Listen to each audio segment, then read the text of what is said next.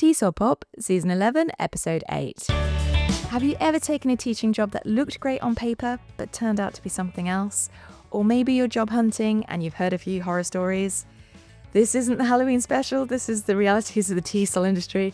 Hello and welcome to TESOL Pop, the mini podcast for busy teachers. I'm Laura Wilkes, and in this episode I'm joined by Scott Allis, a teacher whose career has taken him around the world, from China to Iraq to Thailand and beyond. Well, today's conversation focuses on Scott's experience and the lessons he's learned. Really, this is a conversation for all of us.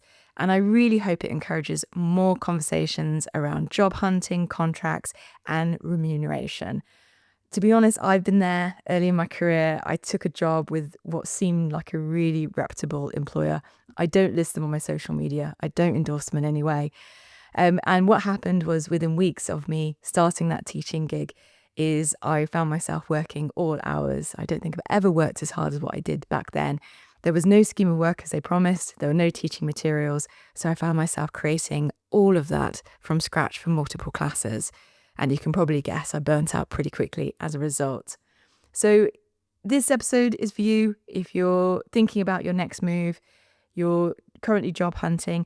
And I've also included links in the show notes to related episodes, including chats with Nicola Prentice on growing your money and having conversations about pension packages with potential employers, and also with Mary Maritienne on challenging discriminatory practices in the industry. So let's join the conversation with Scott now, where he starts by shedding light on his experience in the industry. So I started in Wuhan, well, technically Shanghai and then Wuhan. And I was in Wuhan for about 5 years until the pandemic, obviously. And I was evacuated out. I was in America for about 18 months or so. And as quick as I could get into a position, a border opened, I ended up taking a position in Baghdad for a term. And then after Baghdad, I came here to Thailand. And I've been staying here ever since, mostly teaching, tutoring, and just more recently learning how to use the ESL training for chatbots, basically. And so just been doing both of those, ESL and AI training. What's really interesting about your career is not only the places you've gone to, but also the fact that you're now delving into training chatbots as well, using your ESL experience for that. And just the various kind of settings and work you're doing that you're lending your skills to. I know you've negotiated several really good contracts and you've dealt with different contract situations. I wonder, when it comes to contracts and negotiating the right ones for you, you've learnt lessons, you've been around the world. What are the top things you look out for? What you want to look out for is if the country requires an exit visa, you want to make sure that you've got the freedom to get on a plane, no matter worst comes to worst. That's the big kicker. As long as you don't need an exit visa, you're not going to be in a really horrific situation. But then coming back to your question in terms of what to look for in terms of a contract and negotiation. So for me, it honestly begins before I've even applied, when I'm looking at the descriptions, the duties, and the requirements. And I generally assume that this is going to be, I don't want to say the worst case, but this is the height of expectations. Like in Thailand, you might have gate duties in the contract, or you might not. You might have homeroom teacher duties. And for me personally, I avoid homeroom positions. So that's something up front that I'm just looking at, what are they going to ask for? And I'm already thinking, if I have a better position to apply for, I'm going to avoid those ones and go maybe where I do want to actually apply. So that's the first thing, is being kind of strategic just before you even apply. And that's true with the requirements as well. If they require a master's degree or some specific licensing and certification I don't have, I'm not even going to try to jump into that first. So that's the first point that I would look at. And then the next one that I would say is kind of really important is having your documents organized. Every country has different rules, but you're going to use the same university degree, your same TEFL. You might need your transcripts or you might not. So I like to just make an exhaustive list of the documents I need, have them notarized, have them apostille, especially if they don't expire. So medical checks and criminal background checks do expire. So you're kind of in a bind for those. But everything else, if you just wake up tomorrow and decide, I'm going to be an ESL teacher, get everything apostilled right now before you even start applying. Because in 5 years, if you want to change countries, it's expensive to fly home and do it, or even mail your documents home, assuming you have someone who is a power of attorney for you to handle that for you. After that, I think as long as you're qualified and you've been strategic in making sure that the salary range is what you can live off of, I usually like my negotiation to be focused on work conditions more than salary. And so I'm looking at, okay, what's the start time or the teaching hours or materials provided? Are there mandatory office hours, dress code, that sort of thing? Like if I can teach in a polo, great, even better. Um, if I'm required to wear a tie, might be a little bit pickier with that sort of thing. So being mindful of what your desired conditions are for working. The next really, really big one that I would say is just so overlooked, review the exit clause. You want to know how can you resign if this is not a good fit? What's the notice period? Because some notice periods are 2 weeks, some are 30 days, 60 days, 90 days, a full term. If you get in the first month and you're like, oh, this is not for me, but you've got 4 more months of this, that could be a rough experience. So you want to be aware and make sure that you're willing to deal with that, especially if there's a financial penalty, because some of them it's 1 month's salary, 2 months' salary, $1,000 damages, and administrative processing.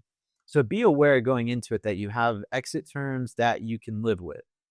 And then finally, just having your priorities together. Know what you're looking for, know what you need, and make sure you get that before you accept an offer. And make sure you can see it in writing before you consider accepting the offer. And so I actually have a pretty good example of that as well, where I had an offer pending from a middle school, but I was interviewing for a language institute on a Saturday. And so I basically, at the end of the interview, I asked them, how long will it take you to make a decision? I have a pending offer right now. And they said, oh, because originally they were going to try to be kind of hard about it with like, give us a week. Maybe you'll hear from us. Maybe you won't. And I was like, well, I have an offer pending. So maybe Monday you're not going to hear from me. And so they were like, give us 5 minutes. Like, all right, we're going to give you an offer.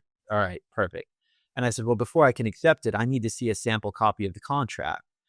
And they were like, oh, okay, that's reasonable. You'll have it emailed in 24 hours. So make sure you're reviewing that before you're shaking hands or giving up an affirmative email back as well, for sure.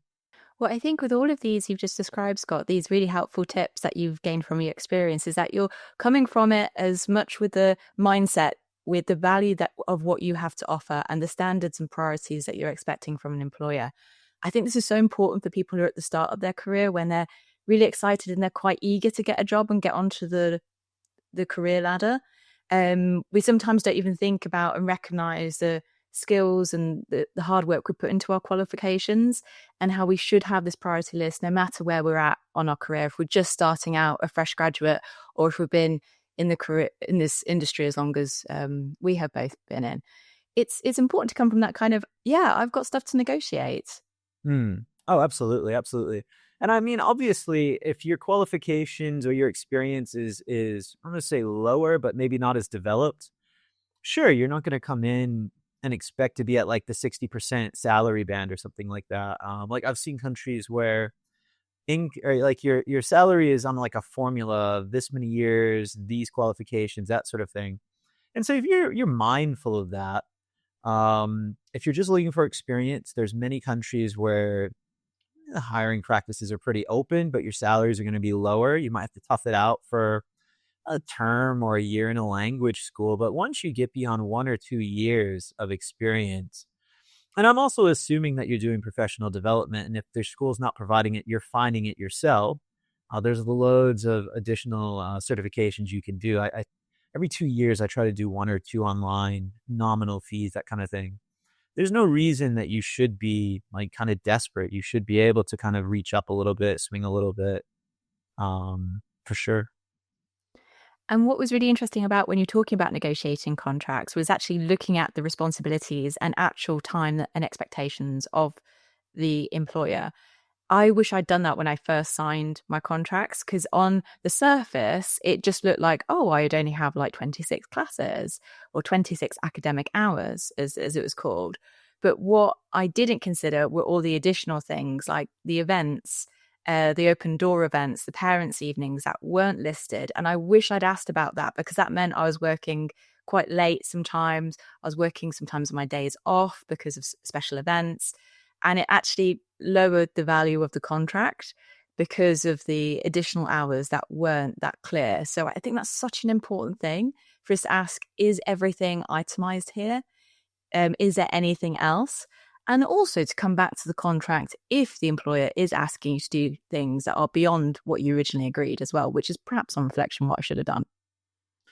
I am aware of mandatory extra teaching time in certain places where nights and weekends are not in the contract, but they're an expectation. And so I'm kind of big on like, are there nights and weekend teaching hours that are compulsory? Are there expectations outside of these working hours as well? One that I'm flexible with, because I do have remote income, so it doesn't impact me as much, is mandatory office times. I'm less aggravated because I can just log in and do my online work.